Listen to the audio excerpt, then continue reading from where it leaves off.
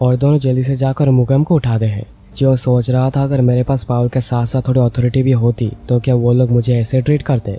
यहाँ पर मुकेम गुस्से में कहता है मुझे छोड़, मैं खुद चलकर जा सकता हूँ। और रही तुम्हारी बात, तुमने मुझे मार क्यों नहीं दिया। जियोन कहता है सेकंड टेस्ट है, ग्रुप टेस्ट है, अगर ये नहीं होता तो मैं तुमको कब का मार चुका होता। मुकेम कहता है फालतू के एक्सक्यूज देना बंद करो। जियोन कहता है अगर तुम बार बार ऐसे मुझे मारने के लिए आते रहोगे तो मैं तुम्हें सच में मार दूंगा।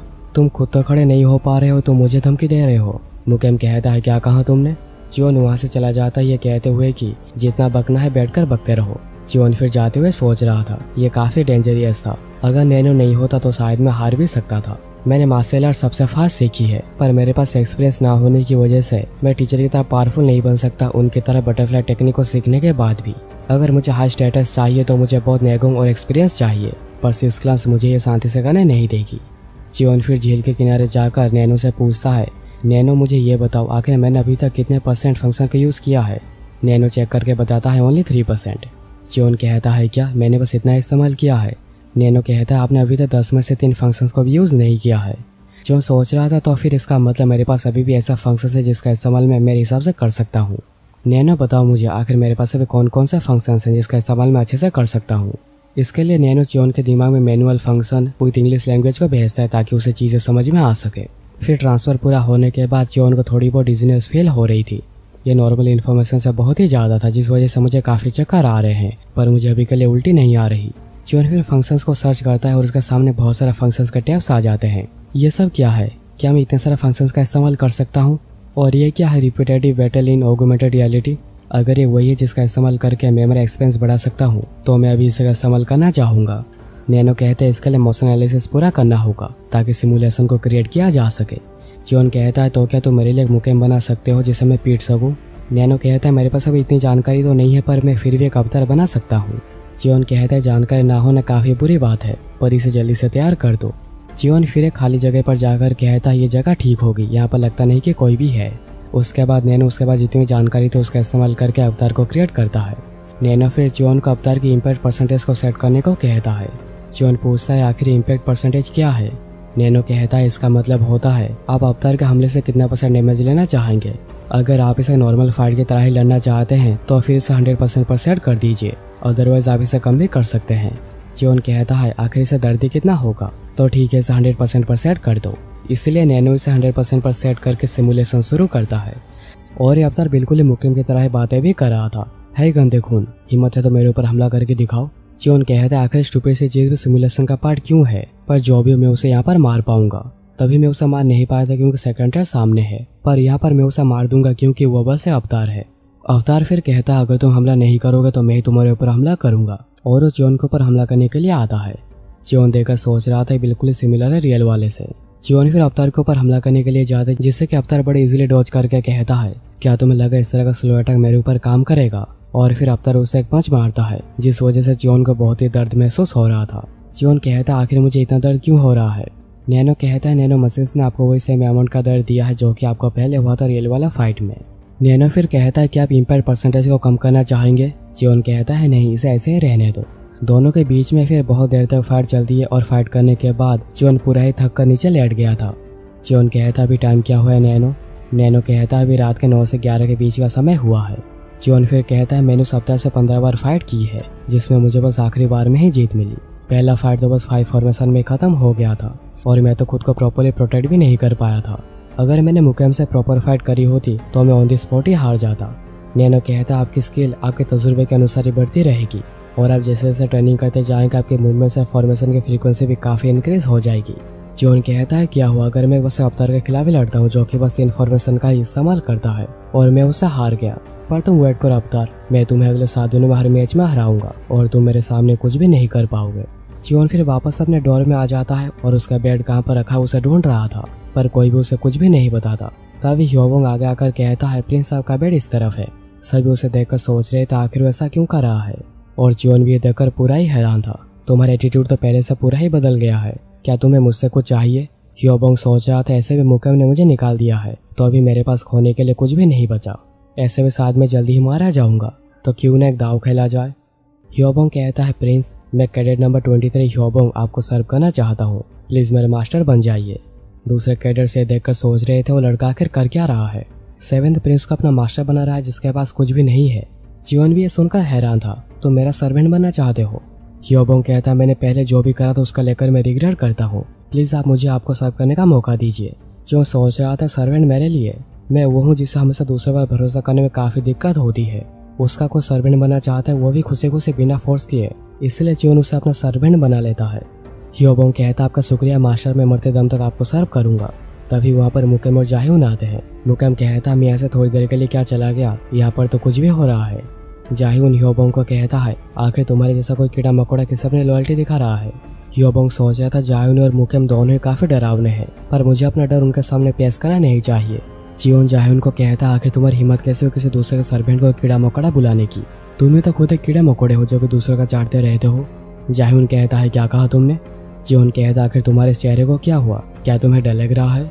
जाह्यून बड़े गुस्से में उसे पंच मारने के लिए जाता है, जिसे कि जियोन बस डॉज करके उसे गले पे मारता है और जाह्यून जाकर नीचे गिरता है। जियोन कहता है ये तो अब तक के मुकाबले कुछ भी नहीं था। ह्योबोंग जियोन के पावर को देखकर सोच रहा था मैंने जैसा सोचा था, मैंने सही फैसला ही लिया है। जियोन फिर मुकेम को कहता है क्या तुम एक और राउंड करना चाहोगे? मुकेम कहता है जब तक मजा कर सकते हो मजा कर लो, और क्योंकि तुम्हारे पास सर्वेंट आ गया इसे कुछ भी बदल नहीं जाता। और मुकेम ये कहकर जाने लगता है। दूसरे कैडेट सोच रहे थे क्या मुकेम ने उसे इग्नोर कर दिया। वो मुकेम जो कि सबसे लड़ता रहता उसने अवॉइड किया। पर ये जो भी हो इसे स्प्रिंग क्लैन की अथॉरिटी बिल्कुल भी कम नहीं होती, पर फिर भी ये काफी अजीब है। लगता है 7th प्रिंस डिमोनिक अकेडमी में एक चेंज लाकर रहेगा। फिर सीन कट होता है एक हफ्ते बाद सेकंड टेस्ट के दिन ही। प्यूंग कह रहा था मैंने तुम लोगों को सब कुछ सिखा दिया जो कि तुम लोगों को सीखना चाहिए था, और अब आगे से तुम कैसा परफॉर्म करते हो तुम्हारे ऊपर डिपेंड करता है। लिवा फिर कहता है टेस्ट को शुरू करने से पहले हम मैचेस को सेट कर लेते हैं, और इसके लिए ग्रुप 1 से लेकर ग्रुप 4 का जो टीम बनाया गया है और ग्रुप 5 से लेकर ग्रुप 8 तक जो टीम बनाया गया है, और ऐसे जितने भी टीम्स बनाए गए हैं 4 ग्रुप्स को मिलाकर उनके लीडर सभी यहाँ पर आओ, और एक ही टीम के अंदर जो 4 ग्रुप्स हैं उनके बीच में फाइट होगी। लिवा पहले ग्रुप 1 टू ग्रुप 4 के लीडर को सामने आने को कहता है। लिवा देखता है कि ग्रुप 2 और 3 का लीडर बदल गया है, जबकि 1 और 4 अभी भी सेम है। डार्क क्लैन का मुयोन अभी भी ग्रुप 1 का लीडर है और ग्रुप 4 का लीडर भी सेम है। उसके बाद मुयोन आकर चीट को उठाता है और पहले 4 ग्रुप में मैच सेट हो जाती है, ग्रुप 1 वर्सेस ग्रुप 3 और ग्रुप 2 वर्सेस ग्रुप 4। उसके बाद लिवा सेकंड टीम के ग्रुप 5 से लेकर 8 के लीडर को आगे बुलाता है, और इन 4 ग्रुप में भी 2 ग्रुप के लीडर चेंज हो गए हैं, और हम देखते हैं कि ग्रुप 8 का लीडर मुकेम बदलकर जियोन बन चुका है, जो देखकर लिवा भी पूरा हैरान था। वॉन्ड्यू भी ये देखकर बहुत ही गुस्सा हो गई थी।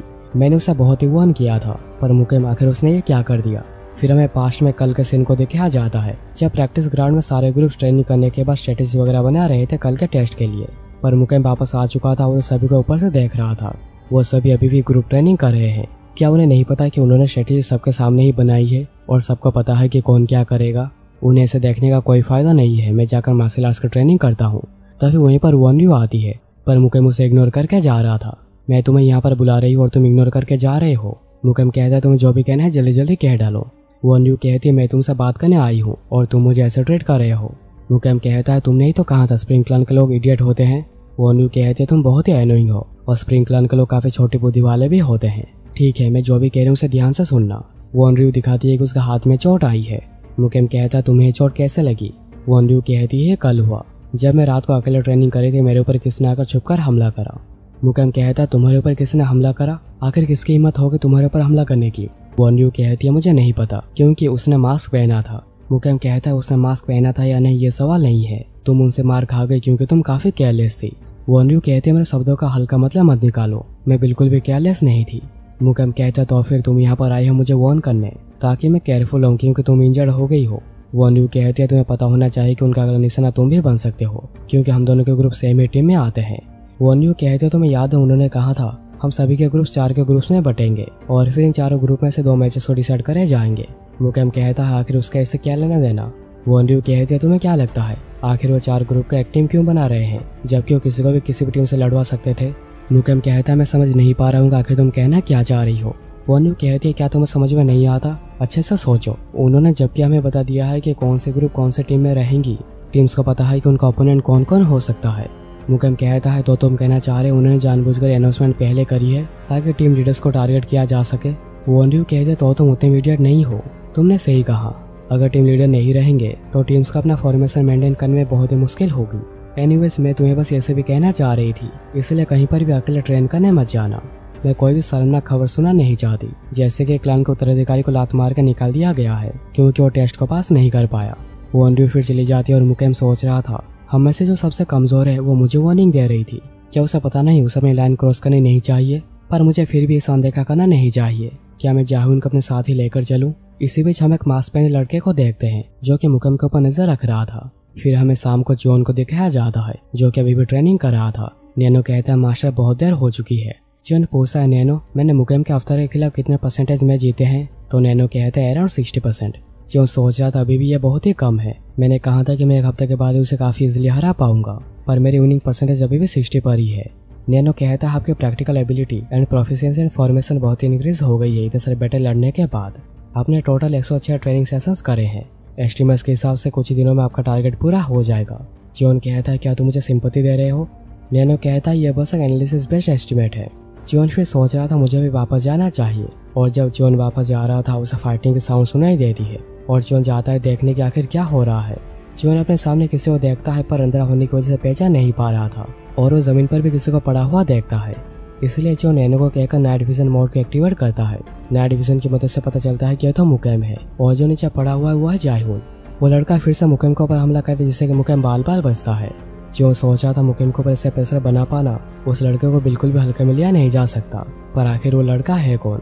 यहाँ पर हमलों को डॉज करते हुए मुकेम के पैर में चोट लग जाती है, जो देखकर जो सोच रहा था मैं मुकेम की हेल्प तो करना नहीं चाहता, पर टेस्ट के एक ही दिन पहले मैं टीम लीडर को ऐसे चोटिल होने नहीं दे सकता।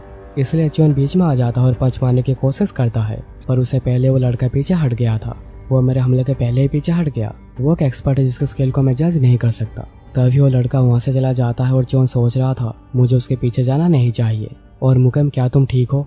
मुकेम कहता है आखिर मुझे तुम जैसे किसी से हेल्प लेनी पड़ी, ये तो काफी शर्मनाक है। जॉन कहता है तो फिर मैं तुम्हें यहाँ पर छोड़कर चला जाता हूँ।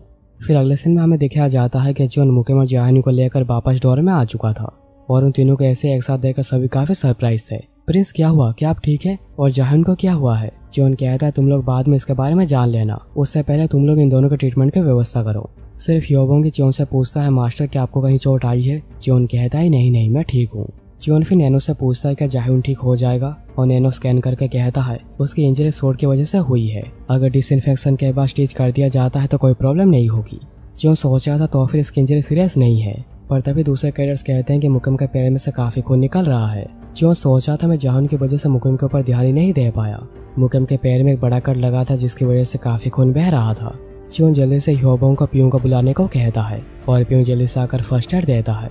जॉन पूछता है मुकेम अभी कैसा है? मुकेम कहता है हमारे पास अभी जॉब है, उसकी मदद से हम उसका ट्रीटमेंट कर सकते हैं, पर इस कंडीशन में उसे कुछ दिनों तक चलने में काफी प्रॉब्लम होगी। सारे कैडेट सोचने लगते हैं कि हम अभी क्या करेंगे, हमारा टेस्ट कर लिए और हमारा लीडर काफी चोटिल हो गया है। पियूं कहता है मुझे थोड़ा समय दो, मैं उसे लेकर इन्फॉर्मरी जाता हूँ, देखते हैं कि वो क्या कहते हैं। जॉन कहता है रुकिए जरा, यहाँ पर एक और भी घायल है। ह्योबोंग कहता है मैं उसे इन्फॉर्मरी लेकर जाता हूँ, पर जॉन कहता है कि नहीं तुम यहीं पर रुको, मैं लेकर जाता हूँ। जॉन जान को कंधे पर उठाकर लेकर जाता है और पियूं को कहता है जान भी काफी जख्मी है, यह मुकेम जितना सीरियस नहीं है पर उसे फिर भी काफी अटेंशन चाहिए। पियूं कहता है मुझे पता है, मुझे लगा ही था कि कोई ना कोई तो उसे लेकर यहाँ पर आ ही जाएगा। जॉन कहता है कि आपने उसे जानबूझकर छोड़ा था ताकि आपको कोई फॉलो करे। पियूं कहता है तुम बिल्कुल भी गधे नहीं हो। जॉन कहता है आखिर इसका रीजन क्या है? पियूं कहता है रीजन या कुछ ज्यादा नहीं है, सिर्फ तुम्हारी टीम में ही एक ऐसा एटमॉस्फेयर है जो कि तुम्हें टेस्ट में फेल करवा सकता है। मैं देखकर काफी सरप्राइज हुआ कि ये चोटिल हो गया है। मुझे बस इतना ही कहना था, चलो उसे मुझे दो और तुम वापस जाओ। तुम्हें पता होगा कि रात को कैडर्स का बाहर जाना मना होता है। पियूं फिर जाने से पहले कहता है अगर तुम्हारे पास दांत नहीं है तो तुम्हें अपनी मसूड़ों का इस्तेमाल करना सीखना चाहिए। जो सोच रहा था आखिर उन्होंने ये क्या कहा, बस हमारे ही टीम में? क्या इसका मतलब ऐसा दूसरी टीम के साथ भी हुआ है? मुझे लगा था कि टेस्ट का कोई सिंपल लूपहोल है, पर मैं गलत था। जरूर सेकंड स्टेज के पीछे कोई ना कोई एजेंडा है। एक टीम लीडर के ऊपर हमला करना, क्या वो जानबूझकर ये नहीं करे ताकि वो टीम को आसानी से हरा पाए? उन्होंने जानबूझकर हमें बता दिया था कि हमारे ओपोनेंट्स कौन कौन हो सकते हैं ताकि हम टेस्ट से पहले दूसरे को मारना शुरू कर दें। उन्होंने ऐसा किया ताकि ऐसी सिचुएशन पैदा हो। ये तो हेवनली डीमन कोड का सेक्ट है। वो चाहते हैं कि हम डीमंस की तरह एक्ट करते रहे, जहाँ पर कोई भी रूल्स रेगुलेशन ना हो और हम जो चाहे वो करें, बिल्कुल डीमंस की तरह। यहाँ पर ग्रुप 8 के डोर में सारे कैडेट्स काफी चिंता में थे। आखिर हम क्या करेंगे? हमारा लीडर अभी चोटिल हो गया है, आखिर हम सेकंड टेस्ट को कैसे पास करेंगे? तभी जॉन आकर कहता है तुम्हारे पास अभी कोई भी लीडर नहीं है तो तुम लोग ऐसे छोटे बच्चों की तरह बैठकर रोते रहोगे। हमें ये सोचना चाहिए कि हमारा नया लीडर कौन बनेगा और हमारा आगे का प्लान क्या होगा। कैडेट सोच रहे थे आखिर कौन लीडर बन सकता है। सिर्फ मुकेम के पास ही लीडरशिप ट्रेनिंग थी और एक्सपीरियंस था। चियोन कहता है आखिर तुम ऐसा कैसे सोच सकते हो। तभी ह्योबोंग कहता है कि हमारे पास हमारे मास्टर हैं, वो हमारे ग्रुप का लीडर बन सकते हैं। ऐसे वो 7th प्रिंस जो है, लगभग सभी लोग इसके लिए मान जाते हैं, पर कुछ लोग थे जो कि अभी भी मान नहीं रहे थे, यानी मुकेम के चुन्नू मुन्नू। ह्योबोंग कहता है मेरे मास्टर ने मुकेम को भी हराया है। चुन्नू मुन्नू सोच रहे थे हमें भी क्या करना चाहिए, हम तो कुछ कर भी नहीं सकते क्योंकि प्रिंस मुकेम जो यहाँ पर नहीं है, इसलिए हम अभी के लिए एग्री कर देते हैं। ऐसे में 2nd टेस्ट का जीतना हमारे लिए ज्यादा जरूरी है। चियोन फिर सबसे पूछकर कंफर्म होकर ग्रुप 8 का नया लीडर बनता है। चियोन कहता हम जब फॉर्मेशन की ट्रेनिंग कर रहे थे तब मैंने कुछ सोचा था, और फिर हमें रात के 3 बजे का समय को दिखाया जाता है। सारे कैडेट्स हो गए थे। चियोन चुपके से अपने डॉर्म से बाहर आता है और बाहर आते ही पहले नाइट विजन को एक्टिवेट करता है। चियोन फिर चुपके से ग्रुप 7 के क्वार्टर में जाता है। ये पहली बार है जब मैं यहाँ पर आया हूँ, क्या तुम चेक करके बता सकते हो कि अभी कोई जाग रहा है या नहीं। नैनो स्कैन करके कहता है नहीं, पूरे के पूरे कैडेट्स गहरी नींद में सो रहे हैं। चियोन फिर नीचे आता है और नैनो को कहता है क्या मुकेम पर जिसने हमला किया था वो यहाँ पर है। नैनो सबका फेस को चेक करके कहता है नहीं, यहाँ पर कोई भी मैच नहीं कर रहा। चियोन फिर ग्रुप 7 के लीडर के पास जाता है चेक करने, कहीं उसके ऊपर भी हमला तो नहीं हुआ। और चियोन को अपने सामने ऐसा अचानक देखकर काफी डर जाता है, इसलिए चियोन जल्दी से ब्लड पॉइंट पर हमला करके उसे बेहोश कर देता है। चियोन फिर सोचने लगता है क्या वो मेरे प्रेजेंस की वजह से जाग गया। वो काफी सतर्क है जैसे टीम लीडर को होना चाहिए, पर वह जो भी हो वो अंधेरे में किसी मास्क पहने हुए को पहचान नहीं पाया होगा।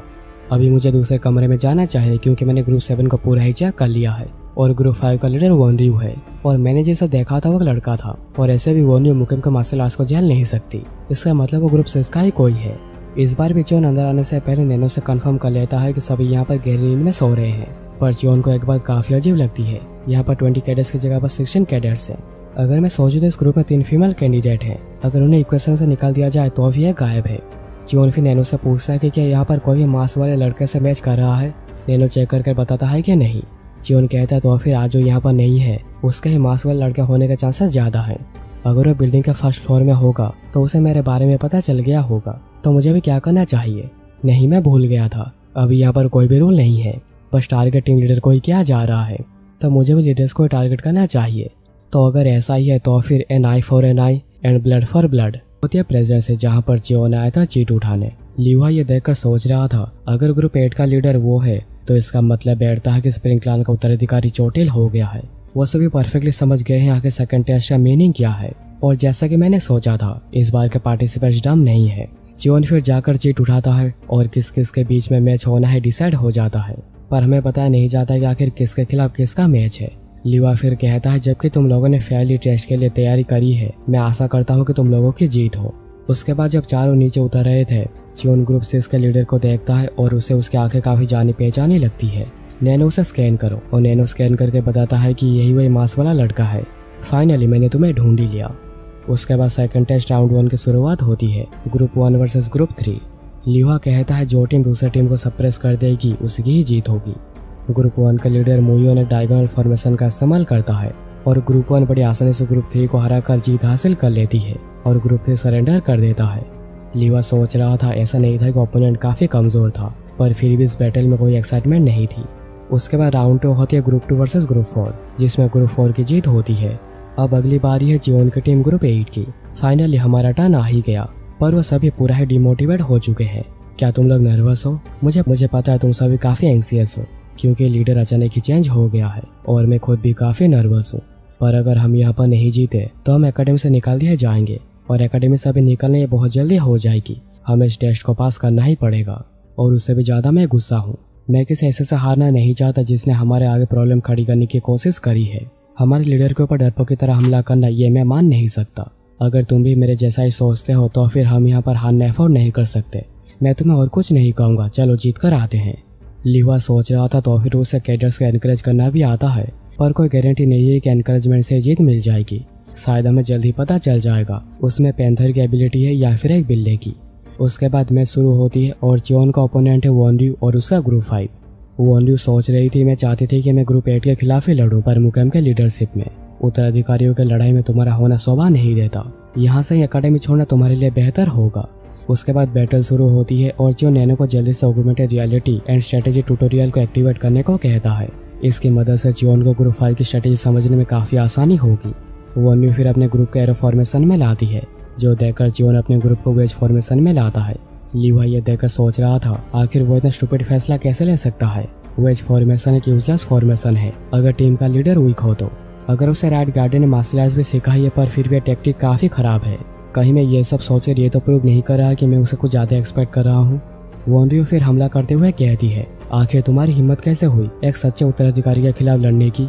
पर जैसे ही वॉन्ड्यू हमला करने बड़े जोश से आगे बढ़ती है, जियोन उसके हमले को डिफेंड करता है। वो मेरे 10 स्टार्स को डिफेंड कर पाया है। और ये देखकर लिवा भी पूरा हैरान था। जियोन सोच रहा था मेरी नेगोंग अभी भी वॉन्ड्यू से काफ़ी कम है, पर मेरी वर्गोंग टीचर के लेवल पर पहुंच चुकी है, तो यहाँ पर अपर हैंड मेरा ही है। वॉन्ड्यू सोच रही थी मैं पीछे खिसक रही हूँ। अगर मैंने अभी फॉर्मेशन को चेंज नहीं की तो पीछे जो कमजोर हैं वो जल्दी से टूटना शुरू हो जाएंगे। आखिर वो ऐसा कैसे कर पा रहा है। वॉन्ड्यू इसलिए जल्दी से फॉर्मेशन को चेंज करके स्टैंडर्ड फॉर्मेशन में लाती है, जो देखकर जियोन की टीम भी फॉर्मेशन चेंज करके फॉर्मेशन नंबर 3 में लाती है। वॉन्ड्यू सोच रही थी फॉर्मेशन नंबर 3, क्या तुम्हें लगता है तुम ग्रुप 1 के फॉर्मेशन को यूज करके जीत सकते हो?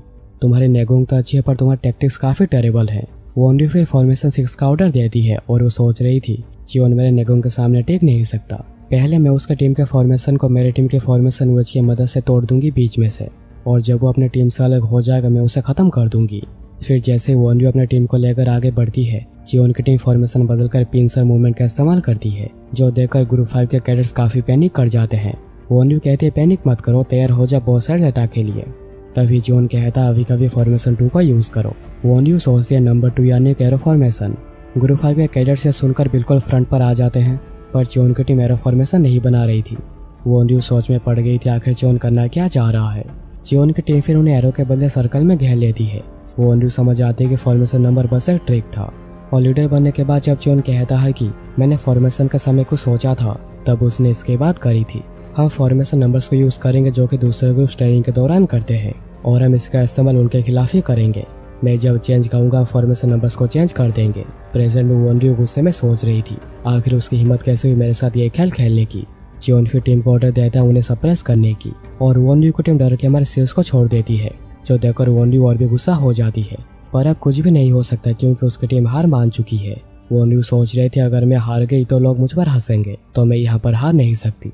इसलिए वॉन्ड्यू गुस्से में जियोन के ऊपर फियर स्लैश का इस्तेमाल करने जाती है, जिसे कि जियोन पहले रोकता है और फिर हमला करके वॉन्ड्यू का दाहिना हाथ काट कर अलग कर देता है, जिसकी वजह से वॉन्ड्यू दर्द के मारे चीख रही थी। इंस्ट्रक्टर जल्दी वहीं पर आ जाते हैं, उसे पकड़ते हैं। वो पूरी कोशिश कर रहे थे ब्लड को रोकने की और वॉन्ड्यू को शांत रहने को कह रहे थे। जियोन वहीं पर सोच रहा था क्योंकि एक प्रॉपर स्वॉर्ड नहीं इसलिए ये सब हुआ। मैंने वॉन्ड्यू के स्वॉर्ड मूवमेंट को रोक दिया था फिर मूवमेंट का इस्तेमाल करके, पर लास्ट में मेरा फर्स्ट मूव इनकम्प्लीट ही रह गया। जैसा कि मुझे पहले ही लगा था, हर स्वॉर्ड कितना ही कैपेबल क्यों ना हो उसे एक लिमिट होती है। यानी जियोन दुखी नहीं हो रहा था कि उसने वॉन्ड्यू का हाथ काट दिया है, उसे तो दुख हो रहा था कि वो अपना मूव पूरा नहीं कर पाया। फिर उसके बाद ग्रुप 8 और जियोन को विजय घोषित किया जाता है। ग्रुप 8 के कैडेट्स परफॉर्मेंस से बहुत ही खुश थे। लिवा सोच रहा था उसके लिए 7 बटरफ्लाई कनेक्शन को यूज करना, उसके बाद अभी भी नेगोंग काफी कम है और समझ भी, पर अगर हम सिर्फ मूवमेंट के ऊपर ही ध्यान दे तो ये लगभग सियोमेंग के लेवल का था। आखिर उस बेवड़े ने उसे ये सब क्या सिखा दिया है? नहीं, मुझे नहीं लगता सियोमेंग की टीचिंग की वजह से वो ऐसा कर पा रहा है।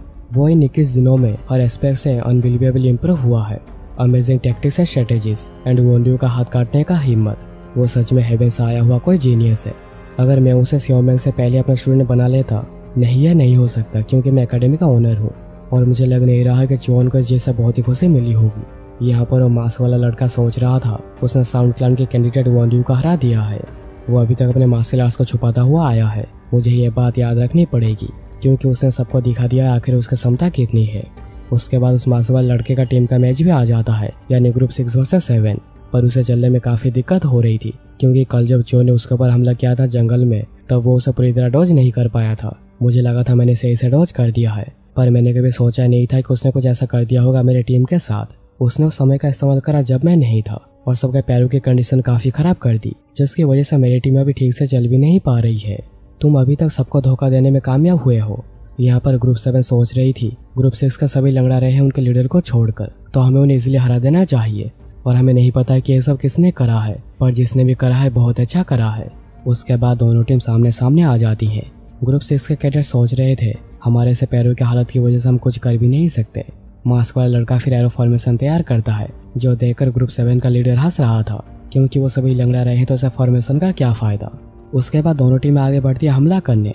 मास्क वाला लड़का सबसे आगे था और वो जाकर ग्रुप 7 के लीडर पर हमला करता है।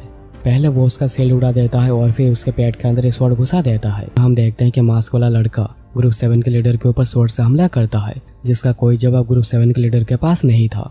मास्क वाला लड़का अपने टीम को ऑर्डर देता है, आगे बढ़कर ओपोनेंट को पीछे धकेलो और उन्हें सप्रेस कर दो, उनमें से किसी को भी खड़े होने का मौका मत दो। और उनकी यह फाइट देखकर लिवा भी हैरान था।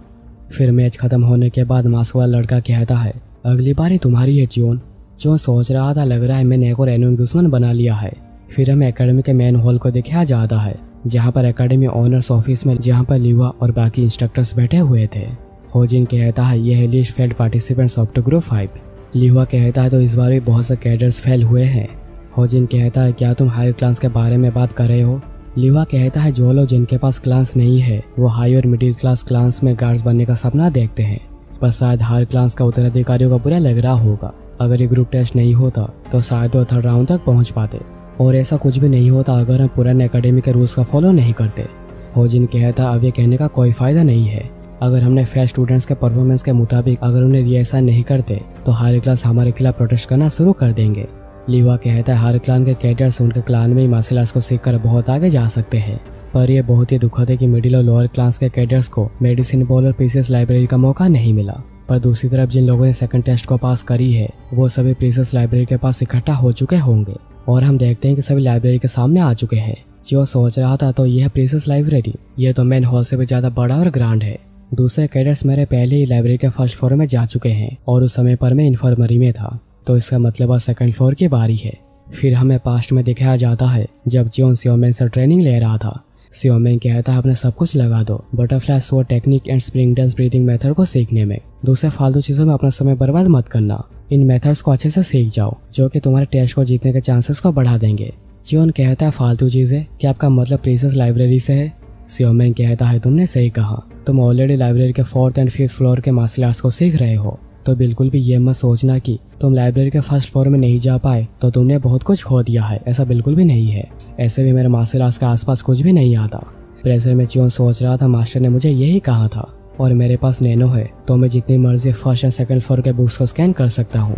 जियोन फिर लाइब्रेरी के अंदर जाकर सोच रहा था, यह पहली बार है जब मैं इतने सारे बुक्स को देख रहा हूँ। हमें फर्स्ट फ्लोर में बस 2 ही घंटे मिलेंगे, तो मुझे जल्दी करनी चाहिए। नैनो, मैं प्रीसियस बुक्स को देखना शुरू कर रहा हूँ, तो तुम स्कैन करते रहना। इसी तरह करके जियोन बहुत सारे बुक्स को स्कैन कर लेता है। जियोन नैनो से पूछता है, अभी समय कितना बाकी है? तो नैनो कहता है कि 1 घंटा बाकी है। जियोन पूछता है, मैंने अभी तक कितने बुक्स को स्कैन करे हैं? तो नैनो कहता है, including sword master, blade master and breathing techniques को मिलाकर टोटल 55 बुक्स को स्कैन किया जा चुका है।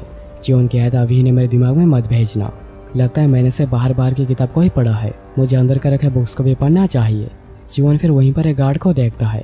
उन्हें देखकर कोई एक्सपर्ट लग रहा है। क्या वो वॉरियर है जिनका काम है लाइब्रेरी का फर्स्ट फ्लोर को प्रोटेक्ट करना? वो जो भी हो, पर लाइब्रेरी के बीच में ग्रेवस्टोन क्या कर रहा है? वॉरियर जियोन का नेम टैग देखने के बाद कहता है, यह ग्रेवस्टोन एकेडमी के फाउंडर के द्वारा रखा गया है, द हेवनली डीमन एंसेस्टर। जियोन कहता है, the heavenly demon ancestor? Warrior कहता है, तुमने सही कहा, और ये सब कुछ ग्रेवस्टोन में कार्व किया गया है। जियोन को ग्रेवस्टोन में कुछ चीजें लिखी हुई मिलती है। जियोन सोचता है, लगता है इसमें कोई पोएम लिखा हुआ है, देखकर लग रहा है इन्हें उंगलियों से लिखा गया है। वॉरियर कहता है, क्या ये सब अमेजिंग नहीं है? एंसेस्टर ने अपने नेगों को अपने उंगलियों में फोकस करके ये सब लिखा है। जिस स्टोन पर स्क्रैच करना भी मुश्किल होता है, उस पर एंसेस्टर ने यह सब कुछ अपने उंगलियों से लिखा है। तुम्हें यहाँ पर एंसेस्टर की ट्रेस मिली, शायद इसलिए क्योंकि तुम उनका ब्लड लाइन हो।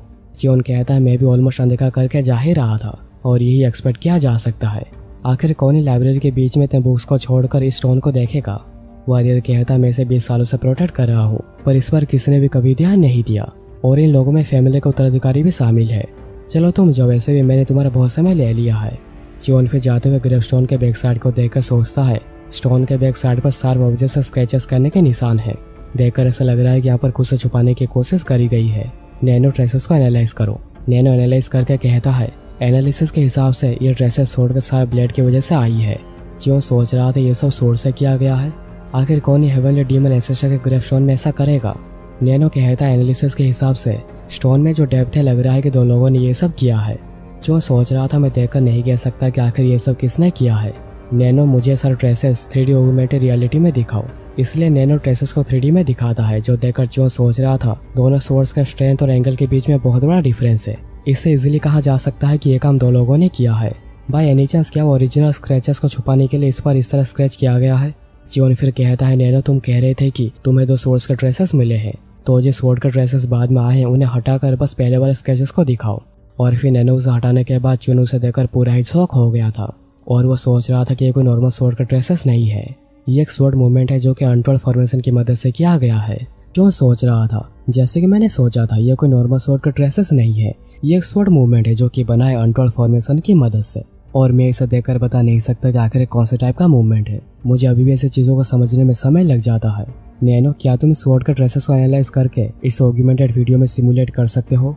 नैनो कहता है ये पॉसिबल तो है, पर उससे पहले मुझे इस ग्रेवस्टोन के हार्डनेस के बारे में पता होनी चाहिए ताकि मैं उस आदमी के स्ट्रेंथ को समझ पाऊँ। जियोन कहता है कि हार्डनेस, पर अगर हम उसे कैसे टेस्ट कर सकते हैं? क्या तुम मुझे इसे तोड़ने को कह रहे हो? तभी गार्ड या फिर वॉरियर आकर कहता है क्या तुम यहाँ पर किताबें नहीं पढ़ रहे? जियोन कहता है हाँ वो मैं जा ही रहा था। वॉरियर कहता है तो तुमने भी स्टोन के बैक साइड को देख लिया, ये काफी गंदा हो रखा है, ये बड़ी बदकिस्मती है। ऐसा कहा जाता है कि हेवनली डीमन एंसेस्टर ने अपनी एक सोर्ड की टेक्निक यहाँ पर छोड़ी थी। हमें पता नहीं है कि ये सब किसने किया है और क्यों किया है, और आखिर कोई ऐसा करना भी क्यों चाहेगा। हो सकता है कि उन्होंने ऐसा किया हो ताकि बस वही इसका इस्तेमाल कर सके। जो सोच रहा था कि क्या स्क्रैचेस सच में ट्रेसेस को खराब करने के लिए यूज किए गए हैं। वॉरियर फिर कहता है मैं एक राउंड पर जा रहा हूँ, तो तुम अपने जाने से पहले सब कुछ अच्छे से देख लेना। जो सोच रहा था अच्छा है कि वॉरियर जा रहा है। नैनो कहता है अगर आप ग्रेवस्टोन के ऊपर हाथ रखेंगे तो मैं बता सकता हूँ कि इसकी हार्डनेस कितनी है। जियोन फिर स्टोन के ऊपर हाथ रखता हूँ, नैनो स्कैन करके बताता है अगर डायमंड को स्टैंडर्ड लेकर हार्डनेस को 10 लिया जाए तो स्टोन को रेट किया जाएगा 7। जियोन सोच रहा था तो अच्छा खासा हार्ड है, तो आखिर वो कौन है जिसने अपने सोर्ड की मदद से ओरिजिनल सोर्ड के ट्रेसेस को डिस्टर्ब करने की कोशिश करी है। नैनो तभी स्टोन के हार्डनेस को एनालाइज करके और उसके ऊपर जो ट्रेसेस है उन्हें स्कैन करके एक ऑगमेंटेड वीडियो प्ले करता है। जियोन इसे अपने सामने देखकर बातें करने की कोशिश करता है, पर नैनो बताता है कि इसमें कन्वर्सेशन की सपोर्ट नहीं है। नैनो फिर सोर्ड का ट्रेसेस के सिमुलेशन को शुरू करता है। जियोन अपने सामने ऑगमेंटेड रियलिटी में उस आदमी को सोर्ड मूवमेंट की मदद से पैटर्न बनाता हुआ देखता है। जियोन कहता है नैनो क्या ये वही मूवमेंट्स है? नैनो कहता है अगर सारे फॉर्मेशंस को कनेक्ट कर दिया जाए तो आपके मार्शल आर्ट्स के हिसाब से एक मूवमेंट है। जियोन ये देखकर बिलीव ही नहीं कर पा रहा था, यह हो ही नहीं सकता। Even the butterfly technique 8 formation से बनी है जिसे मास्टर करने में 6-7 महीने लग जाते हैं, पर इसे तो उसे कंपेयर किया नहीं जा सकता। लगता नहीं कि इस टेक्निक को कोई रोक भी सकता है। मैंने कभी सोचा भी नहीं था कि फ्लोर 1 में मुझे कुछ ऐसा मिल जाएगा, पर एक ऐसी अपॉर्चुनिटी मिलना। नैनो इस मूवमेंट को सेव कर लो और बाद में ट्रांसफर कर देना। मैं तो इसे टोटली ही मिस कर देता इस स्क्रैचेस की वजह से। मुझे पता नहीं कि ये सब किसने किया है, पर वो कोई इविल ही होगा। पर मैं ये मूवमेंट सीख पाऊंगा तो मुझे शुक्रगुजार होना चाहिए। नैनो कहता अगर बाद के सोर्ड के ट्रेसेस को मिटा दे तो इसमें 45 मूवमेंट्स है जो कि इंटरकनेक्टेड है। जियोन ये सुनकर पूरा ही शॉक हो जाता है। नैनो कहता है एनालिसिस की मदद से ये 45 मूवमेंट्स को समय के अंतराल में आए हैं। जियोन सोचने लगता है यह कोई सोर्ड का ट्रेसेस नहीं है जो कि टेक्निक को कवर कर रहे हैं। शायद यह हो सकता है कि नैनो जल्दी से सोर्ड के मूवमेंट्स को ऑगमेंटेड वीडियो में प्ले करो। नैनो फिर सोर्ड के मूवमेंट्स को प्ले करने लगता है। जैसे जैसे मूवमेंट्स आगे बढ़ रही थी मूवमेंट और भी परफेक्ट होता जा रहा था। फिर वीडियो खत्म होने के बाद जियोन कहता है नैनो क्या तुम इनिशियल सोर्ड मूवमेंट्स और लास्ट के 45 मूवमेंट्स को एक दूसरे के साथ लड़ते हुए दिखा सकते हो? नैनो कहता है ऐसा पॉसिबल है। जियोन फिर अपने सामने नैनो की मदद से इनिशियल सोर्ड मूवमेंट्स और लास्ट के 45 मूवमेंट्स को एक दूसरे के खिलाफ ही लड़ता हुआ देखता है। जियोन ये देखकर सोच रहा था क्या उसने रोक दिया? मुझे लगा था कि पहला वाला मूवमेंट बिल्कुल परफेक्ट है, कोई भी ओरिजिनल फॉर्मेशन को डिस्टर्ब करना नहीं चाह रहा था। यह 45 सोर्ड मूवमेंट्स एक लॉन्ग प्रोसेस है जो कि ओरिजिनल मूवमेंट्स को रोकने के लिए किया गया है, और जिसने भी ये करा है वो करने में सक्सेसफुल रहा है। जियोन फिर वॉरियर को कहता मैं आपसे कुछ जानना चाहता हूँ, क्या बस फ्लोर 1 में ऐसा ग्रेवस्टोन रखा हुआ है? वॉरियर कहता है मैंने बस फ्लोर 1 में ही काम करी है, तो मुझे एग्जैक्टली नहीं पता कि आखिर ऊपर है या नहीं, पर मैंने ऐसा सुना है कि ऐसा हर एक फ्लोर में है। जियोन फिर नैनो को कहता है नैनो तैयार हो जाओ, हम अभी 2nd फ्लोर में जा रहे हैं। जियोन फिर पहुंचकर देखता है कि यहाँ पर बहुत भीड़ लगी हुई थी। क्या उनका टाइम अभी तक खत्म नहीं हुआ है? हाँ ऐसा हो सकता है। जबकि फ्लोर 1 में बस 2 ही घंटे मिलते हैं, वहीं पर 2nd फ्लोर में कैडेट्स को 3 घंटे मिलते हैं। इस वजह से उनका समय अभी भी यहाँ पर बचा हुआ है। जियोन की नज़र फिर ब्लेड क्लान के यूचेन के ऊपर पड़ती है। ये तो ब्लेड क्लान का यूचेन है। दूसरे क्लास के उत्तराधिकारी यहाँ पर नहीं आ रहे हैं क्योंकि वो सभी अपने क्लास के मार्शल आर्ट्स को लेकर बहुत ज़्यादा ओवर कॉन्फिडेंट है। वो जरूर कोई केयरफुल लड़का है क्योंकि वो यहाँ पर बैठ कर लो लेवल के मार्शल आर्ट्स को भी पढ़ा रहा है। मुझे दूसरे को छोड़कर उसको लेकर ज़्यादा केयरफुल रहना चाहिए। जियोन फिर धीरे धीरे करके 2nd फ्लोर के ग्रेवस्टोन के पीछे आकर देखता है, और यहाँ पर भी बिल्कुल वैसे सोर्ड के ट्रेसेस मिलते हैं जैसा कि मैंने सोचा था। इस ग्रेवस्टोन के पीछे भी सोर्ड का स्क्रैचेस है। नैनो इन्हें फ्लोर 1 की तरह ही एनालाइज कर दो। नैनो फिर एनालाइज करके कहता है ये भी वही सेम ट्रेसेस हैं जो कि हमें फ्लोर 1 में मिले थे। पहले सोड का मूवमेंट 24 फॉर्मेशन तक का है, जबकि जो ट्रेसेस दूसरे पर्सन के द्वारा छोड़े गए हैं वो 56 मूवमेंट्स तक के हैं। जो सोचने लगता है क्या 56 मूवमेंट्स तक? शायद उन्होंने इस ग्रेवस्टोन के सोड मूवमेंट्स को बीट करने के लिए ज़्यादा रिसर्च करी है, मुझे इस अभी चेक करना होगा। हम देखते हैं कि जो सोचने लगता है क्या 56 मूवमेंट्स तक? शायद उन्होंने इस ग्रेवस्टोन के सोड मूवमेंट्स को बीट करने के लिए ज़्यादा रिसर्च करी है, मुझे इस अभी चेक करना होगा। पर यह करना बहुत ही मुश्किल होगा क्योंकि अभी भी यहाँ पर बहुत सारे लोग प्रेजेंट हैं। नैनो सोड मूवमेंट्स को एक्सट्रैक्ट करके सेव कर दो। मेरे पास 4 इनकम्पेरेबल मूवमेंट्स है और मैं काफ़ी एक्साइटेड हूँ इन्हें मेरे ब्रेन में और बॉडी में ट्रांसफ़र करने के लिए। नैनो स्कैनिंग शुरू करो और वो एक एक करके किताबों के पन्ने को पलटने लग जाता है। सब उसे ही देखकर सोच रहे थे आखिर वो कर क्या रहा है। अगर इन किताबों को वर्ड बाय वर्ड भी पढ़ा जाए तो ये समझना बहुत ही मुश्किल है, पर वो सिर्फ यहाँ पर पन्ने पलटता जा रहा है। पर सभी को फिर याद आता है कि उन्हें ये सब ना करके अपनी पढ़ाई करनी चाहिए। उसे पढ़ते हुए यूजन भी देख रहा था और वो स्माइल भी करता है। जॉन फिर कहता है नैनो सारे बुक्स को एनालाइज करो जिन्हें कि आज मैंने स्कैन किया है और उन्हें प्रोग्राम डेटा में सेव कर दो। जॉन सोच रहा था मैंने अभी तक 156 बुक्स को स्कैन करे हैं तो ये इनफ होगा और अभी बस एक ही चीज़ ही बाकी है। मैं काफ़ी कॉन्फिडेंट हूँ कि ओरिजिनल बटरफ्लाई टेक्निक एकेडमी के टॉप 10 मार्शल आर्ट्स में आती है। पर वो जो भी हो, तुम कभी भी अपने मार्शल आर्ट्स को लेकर ओवर कॉन्फिडेंट नहीं हो सकते। सियोमैंग ने उससे कहा था तुम्हारी अंडरस्टैंडिंग बहुत ही अच्छी है, पर मार्शल आर्ट्स को प्रॉपर्ली मास्टर करने के लिए तुम्हें फॉर्मेशन और मूवमेंट्स को हजारों बार प्रैक्टिस करनी होगी और सबसे जरूरी चीज़ है एक्सपीरियंस। तुम्हारे टीचर को भी बहुत ही मुश्किलों का सामना करना पड़ा था, दुश्मनों से लड़ने में भी काफ़ी दिक्कत हुई थी, पर ये एकेडमी एक्सपीरियंस गेन करने में बहुत ही अच्छी जगह है जहाँ पर तुम डिफरेंट छोटे बड़े क्लास के कैडेट के साथ लड़ोगे।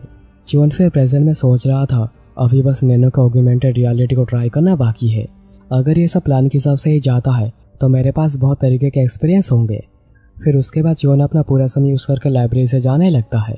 रिसेप्शनिस्ट कहता है कोई आकर पूछ रहा था तुम्हारे बारे में और जानना चाह रहा था कि तुम कब बाहर आओगे। जीवन सोचने लगता है कि आखिर ये कौन है, पर वह जो भी हो मेरे लिए अभी ये जरूरी नहीं है। उन्होंने कहा था कि सेकंड टेस्ट के बाद सभी को एक इंडिविजुअल ट्रेनिंग सेंटर मिलेगी, मुझे वहीं पर जल्दी जाकर स्पेशल मूवमेंट्स को ट्रांसफ़र करना चाहिए। तभी उसके सामने मास्क वाला लड़का आ जाता है और कहता है मैं तुम्हें हर जगह पर ढूंढ रहा था क्योंकि तुम अपने क्वार्टर्स में नहीं थे, पर तुम आखिरकार मुझे मिल ही गए कैडेट 7। जो सोच रहा था ये तो टीम 6 का लीडर है, आखिर तुम मुझे क्यों ढूंढ रहे हो? मास्क वाला लड़का कहता है क्या तुम्हें नहीं पता मैं तुम्हें क्यों ढूंढ रहा हूँ? क्या तुम्हें लगा मुझे पता नहीं चलेगा कि तुमने ही मेरे टीममेट्स के पैरों के साथ ऐसा किया था? जो सोच रहा था उसे देखकर लग रहा है कि बहुत ही गुस्से में है, लगता है कि वो यहाँ पर मुझसे लड़ने आया है। जीवन फिर कहता है तो तुम्हें किसने कहा था उन्हें अकेला छोड़ने को? वो कहता है मुझे किसी की वजह से जाना पड़ा था। जीवन सोच रहा था ये तो मुके में तरह भड़कता भी नहीं है, ये लड़का बिल्कुल भी कमज़ोर नहीं है, मुझे उसे सीरियसली फेस करना चाहिए। और दोनों फिर लड़ने के लिए तैयार हो जाते हैं। तभी वहीं पर एक और लड़का आकर कहता है वो तो मुझे देख भी नहीं रहे, और वो उन दोनों के बीच में आ जाता है और ये और कोई नहीं बल्कि ब्लड क्लान का यूजन है।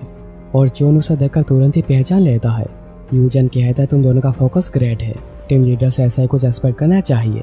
यूजन फिर मास्क वाले लड़के को कहता है माफ़ करने पर क्या तुम थोड़ी देर के लिए इंतज़ार कर सकते हो? क्या तुम मुझे पहले मौका दे सकते हो उससे बात करने के लिए? बस थोड़ी देर ही लगेगी।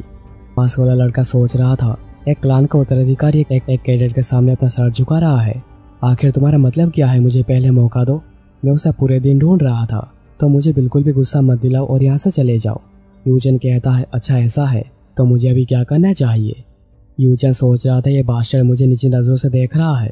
मास्क वाला लड़का फिर हमला करने की कोशिश करता है, जिसे यूजन एक सिंपल फॉर्मेशन की मदद से रोक देता है। जोन देखकर सोच रहा था उसने उसका मूवमेंट को रोक दिया एक सिंपल फॉर्मेशन की मदद से, और एक ऐसा हमला था जो कि मैंने पहले कभी नहीं देखा था। तो क्या इसका मतलब यूजन के स्किल्स इतने ज़्यादा एडवांस है? वहीं पर मास्क वाला लड़का सोच रहा था आखिर मैं इतनी इजीली सप्रेस कैसे हो सकता हूँ, और वो भी किसी ऐसे से जो कि अपने प्रॉपर स्टांस में भी नहीं है। यूजन कहता है तुम तो ऑफ बैलेंस हो गए हो और तुम्हारा हाथ भी अकड़ जा रहा है जब तुम चल रहे हो, क्या तुम्हारे डिप्स में या फिर उसके आसपास कहीं दर्द है? मास्क वाला लड़का सोच रहा था वो बास्टर्ड वो डेफिनेटली एक एवरेज कैडेट का लेवल का नहीं है, अगर मेरा शरीर पूरा ठीक भी होगा तब भी उसके सामने खड़ा होना मुश्किल है। मास्क वाला लड़का कहता है तुम्हें जो करना है करो, मैं जा रहा हूँ। यूजन कहता है वो तो काफ़ी शॉर्ट टेम्पर्ड है। जोन वहीं पर सोच रहा था अगर उसका मेरे से क्या काम है, क्या वो मुझे टेस्ट से पहले सप्रेस करना चाहता है? वो जो भी हो, पर मैं उसे भी मेरे स्किल के साथ फेस नहीं कर सकता। नैनो जल्दी से ऑगमेंटेड रियलिटी को ऑन करो और बैटल ट्यूटोरियल को शुरू करके बटरफ्लाई शॉट टेक्निक को सेट कर देना। और नैनो उसके कहे मुताबिक कामों को कर देता है। यूजन कहता आखिर तुम अचानक के एज पर क्यों आ गए हो? क्या यही तुम्हारा पोजीशन है? देखो तुम्हें ज़्यादा सतर्क होने की ज़रूरत नहीं है। यह तो हम दो भाइयों का पहला मुलाकात है। तुमसे मिलकर मुझे काफ़ी खुशी हुई मेरे भाई। जो सोच रहा था क्या मैं भाई, क्या वो मेरा मजाक उड़ा रहा है? यूजन कहता क्या तुम मुझे कुछ ज़्यादा हेट नहीं कर रहे? आई गेस 6 क्लास से तुम्हारे साथ जो भी किया है ये नेचुरल है कि तुम उन्हें देखकर कुछ ऐसा ही करोगे। जियोन कहता है क्या तुम्हें यह सब जानने के बाद भी लगा कि मैं तो मज़े से ग्रीट करूँगा? यूजन कहता है कि नहीं, मैं चाहता था कि हमारी पहली मुलाकात अच्छी हो क्योंकि तुम मुझे पसंद आए हो। देखो हम दोनों सेम सोर्ड के पाथ पर ही चल रहे हैं। तुम्हें पता है जब मुझे पता चला कि तुमने वॉन्ड्यू का हाथ काट दिया है तो मैं तुम्हारे प्रति काफ़ी पैशनेट हो गया। जियोन कहता है फालतू बातें कहना बंद करो और तुम क्या चाहते हो वो बताओ। यूजन कहता है लगता है कि हम दोनों को करीब आने में काफ़ी समय लग जाएगा। ठीक है मैं 2 बार नहीं कहूँगा, अच्छे से सुनना। मैं चाहता हूँ तुम ब्लड क्लान के लिए काम करो मेरे भाई। जन कहता है मेरे साथ मिलकर हमारे क्लान के लिए काम करो। जियोन ये सुनकर काफ़ी सरप्राइज होता है। यूजन कहता है सरप्राइज हुए? वेल ये कुछ ऐसा ही है, तुम्हें यह सुनकर सरप्राइज होना ही था।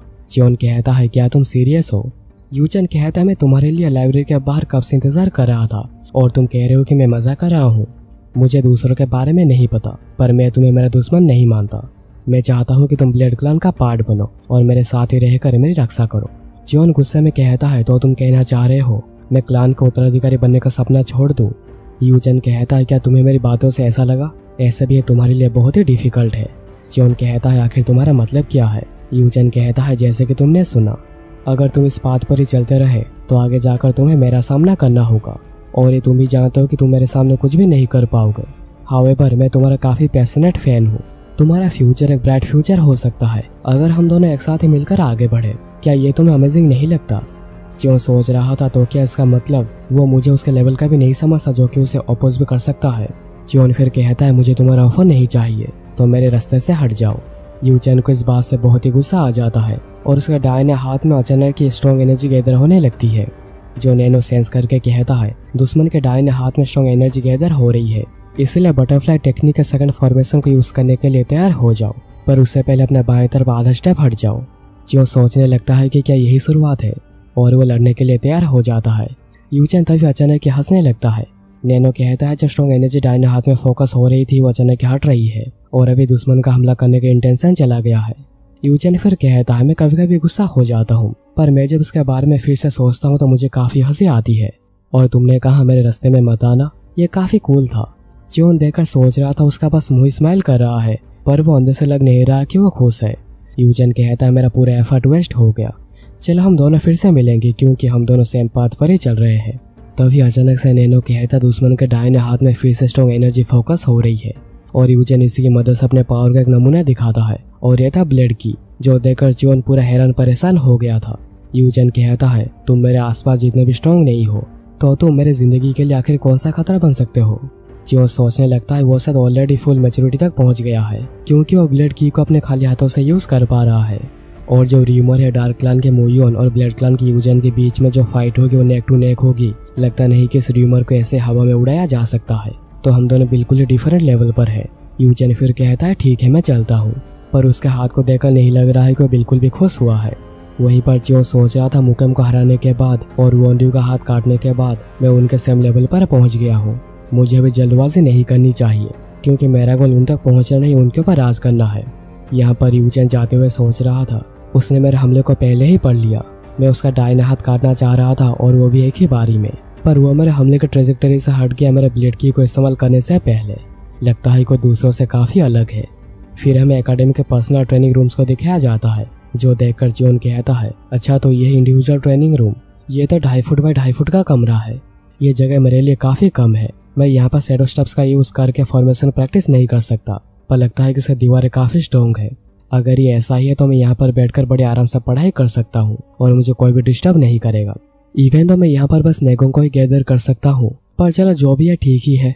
नैनो जल्दी से ऑगमेंटेड रियलिटी को एक्टिवेट करो। फिर ऑगमेंटेड रियलिटी को एक्टिवेट करने के बाद जियोन कहता है सेकंड फ्लोर के ग्रेवस्टोन में से जो फॉर्मेशंस को स्कैन किए गए थे उन्हें शुरू करो। नैनो कहता सिमुलेशन उस ऑर्डर में चलेगी जिस ऑर्डर में ट्रेसेस आए हैं। जियोन फिर अपने सामने से देखकर सोच रहा था ये तो फ्लोर 1 से भी ज़्यादा फास्ट और कॉम्प्लिकेटेड है। अगर मैं बटरफ्लाई डांस का लास्ट फॉर्मेशन को भी यूज़ कर लूँ तभी मैं एक भी मूवमेंट को रोक नहीं सकता। पता नहीं अगर कितने ही लोगों के जो कि इस फॉर्मेशन को ब्लॉक करने में कामयाब हुए होंगे, नैनो फिर उसके बाद दूसरे आदमी का फॉर्मेशन दिखाना शुरू करता है। जियोन इसे पूरा देखने के बाद कांप रहा था और सोच रहा था, तुम इस स्वॉर्ड के टेक्निक को तब तक मास्टर नहीं कर सकते जब तक तुम सोर्स के लिए पागल ना हो। मैं इसे देखने के बाद कह सकता हूँ एक ऑकवर्ड एंड अननेचुरल फॉर्मेशन जो कि पहले बहुत ही अजीब लग रहा था, वो 56 अटेम्प्ट तक आता था पूरा परफेक्ट हो गया था और उसे बस देखकर ही मेरी हालत खराब हो रही थी। नैनो, क्या तुम ओरिजिनल फॉर्मेशन एंड 56 फॉर्मेशन के बीच में फाइट कर सकते हो?